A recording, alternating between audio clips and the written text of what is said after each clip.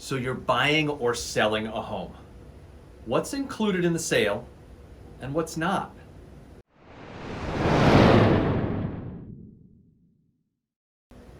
It's important to know exactly what's included in a real estate transaction, particularly if that transaction is being financed.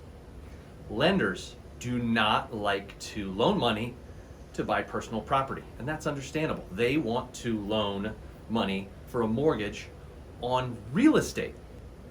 The three things to consider when you're looking at what is included in the transaction and what is not are fixtures, window coverings and window treatments, as well as appliances. Fixtures. Fixtures are considered something that is attached to the house. If you need to use tools to take it with you as a seller, it's probably a fixture. Some great examples of fixtures are shelving, whether it's in the garage or the main living area of the house. If it's attached to the wall, it is a fixture. If it's something like a picture or a clock or some sort of decoration that you can pull right off the wall and walk away with and then take the nail out of the wall, whatever it is, it's not a fixture. It is a decoration.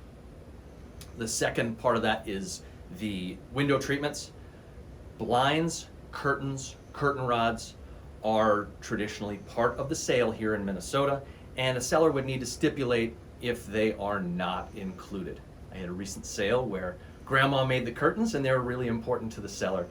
Those went with the seller because the seller stipulated that those go with them.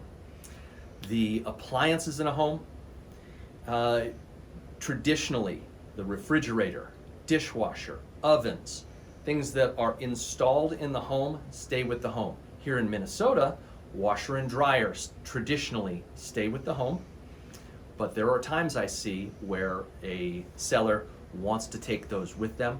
That needs to be detailed in the listing documents and or right there on site. A great way to do that as a seller is to put up a sign and say, the washer and dryer are not included in the sale, seller is taking them with them.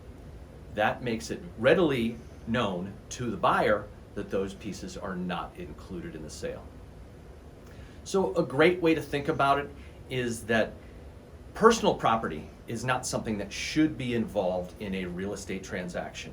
Pieces that are part of the home are included in the real estate transaction. If you're going to try to negotiate for furniture or for decorations, that should be done outside the transaction.